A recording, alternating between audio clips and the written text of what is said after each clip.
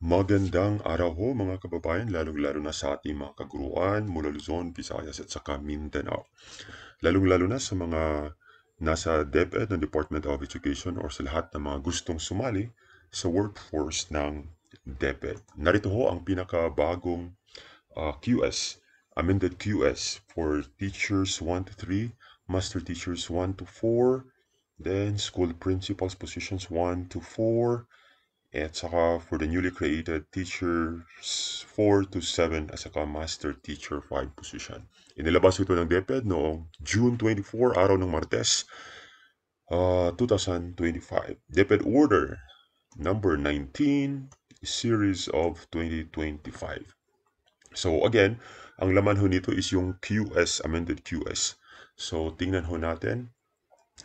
Ito yung mga introductory part. Of course, this is in line with the EO of number 174 series of 2022 doon sa expanded career progression na magkakaroon na ho ng teacher 4 to 7 as well as master teacher 5 positions. Moreover, narito din yung mga special science teachers, special needs education teachers. Tingnan ho natin dito. Okay? We will just have to go to the important details on this. So, first, narito ito matagal na tong sinasabi nila na ito yung salary grade. Teacher 1 is 11, tingnan nyo na lang, teacher 2, 12, 3, 13, master teacher 1, SG 18, yun ho ang dati. Dito naman, but it would be the same again, itong mga SG nila. Because dati from teacher 3, yung next position lamang ng teacher na pwede niya is master teacher 1 or kapag pinalad, you can go to have quantum leap from your teaching position to school principal positions. So the same salary grade ho yan, 11 ang entry level ng teacher. That is around 30,000 if I'm not mistaken. Then for the newly created position, so we are going to insert that here for teacher 4, it will be SG 14, ang 5 salary grade 15, ang teacher 6 salary grade 16, teacher 7 it will be salary grade 17. Then the master teacher 5, it would be also be SG 22. So yung mga nagplano to upgrade their teaching positions, magpa-reclassification, tingnan nyo yung mga salary grade. That's one of the bonuses na pwede nyo makuha kapag kayo ng positions niyo dyan sa Department of Education. So, moreover, isa din sa mga highlight on this is ito. Yung mga nagpaplano na to be school principals, ito yung education requirements. Kapag sinasabi natin education requirements, this is the minimum requirements. So, school principal one position, kailangan ho dapat master's degree. Okay? So, yung mga principals, master's degree sila lahat. Okay? Pero, merong variation as to how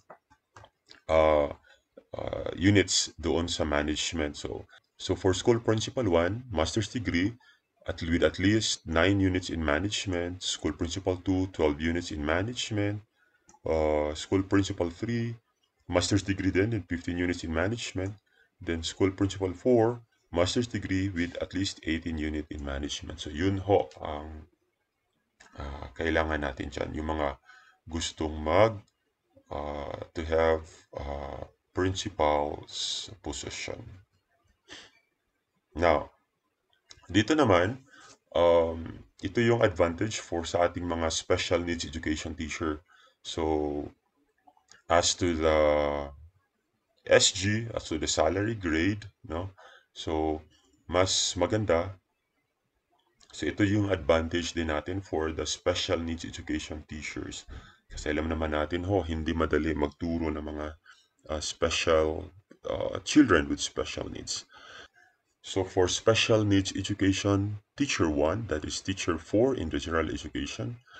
Then special needs education teacher 2, that is teacher 5 in the general education. Then special Needs education teacher 3, that is teacher 6 in the general education. Then special needs education teacher 4, that is teacher 7 in the general education. And special needs education teacher 5, that is master teacher 1, equivalent in the general education. So that is, of course, that is for RA with RA 11650, Instituting Policy and Inclusive Service for Learners with Disabilities, Support Inclusive Education Act. So, yun ang kanilang magiging equivalent. So, next, dito naman, so let's go to the QS, the new amended QS for school principal positions. So, for school principal 1, that is on salary grade 19, again, master's degree in education or educational management or educational leadership, or master's degree in relevant learning area. Pwede ka din kahit anong relevant area. Basta meron kang 9 units in management. Okay? Then experience, dapat merong 5 years experience at saka 1 year relevant experience in any of the following. So, tingnan ho niyo yan. So, bago ka maging school principal, you must have at least 5 years in experience. Then yung training, at least 32 hours of training in any or cumulative the following about curriculum, pedagogy, school management and operations, instructional leadership, acquired within the last 5 years. Okay, but of course, I guess still in place pa din yung dapat pasado pa din doon sa qualifying. Kasali pa ba yun dito? Hindi na sulat ata. Okay. Yung school principal's exam. Kung kasali pa ba dito. Probably kasali, but I do not know. Sorry. Okay. Then school principal 2. Okay. 20 salary grade 20. It's the same. Master's degree ang kailangan. Or master's degree with at least or any relevant learning, but basta merong 12, at least 12 units in management. Still, 5 years teaching experience. Kailangan talaga ng teaching experience. Then 2 years teaching experience in school management and operations. Then the same 32 hours of training in any of the following: curriculum, pedagogy, school management and operations, instructional leadership. Then kapag gusto mo nang maging school principal 3, that's SG21, still master's degree ang kailangan natin with at least 15 units in management. Then yung experience, 5 years in teaching experience, 5 years teaching experience, and 3 years experience in school management and operations. Then yung training, 40 hours of training in any or cumulative of the following, the same: curriculum, pedagogy, school management and operations, instructional leadership. Then for school principal 4, that is SG22, master's degree pa din with at least 18 units in management kapag not in educational management or leadership. For experience, 5 years in experience, then 4 years experience in school management and operations. Then for the training, that is 40 hours. Yan for the administrative group, school principal position. Now, let's proceed to teachers, elementary and secondary level. Ito na, kasi marami naman dito sa atin mga nasa teaching group. So for teacher 1, medyo pareho pa din. SG11, bachelor's degree, or kapag hindi naman education yung degree mo in college, you could have it, but meron kang at least 18 units in education. So yan ho, minimum qualification standard. So for teacher 2, bachelor's degree pa din, the same with teacher 1. The experience is at least 1 year experience, tapos 8 hours of training. Okay? Ano yung dapat yung mga trainings? The same with school principal's position siguro. No, dito is curriculum, pedagogy, and subject specialization acquired for the last 5 years. That's for teacher 2. So for teacher 3, 2 years lang ang kailangan mo in experience. So for teacher 3, that's SG 13. The same education. As to the training, that's only 16 hours of training. Curriculum, pedagogy, subject specializations. Okay. So kung meron ka ng 2 years in experience, then you can go for teacher 3. For teacher 4, SG 14, education the same. Then experience, kailangan lang ng 3 years of experience. Training, 16 hours of training, either in curriculum, pedagogy, subject specialization, or completion of NIA prerequisite professional development program for career stage 2. So, kahit saan doon. Okay, next. For teacher 5, that is SG 15, the same qualification for education. As to the teaching experience, you just need 3 years of experience. Then as to the training, 24 hours of training. Okay, as to the curriculum, pedagogy, subject specialization, or completion of NAIAP requisite professional development for career stage 2. So, madali lang siguro, ano? Yung minimums qualification standard.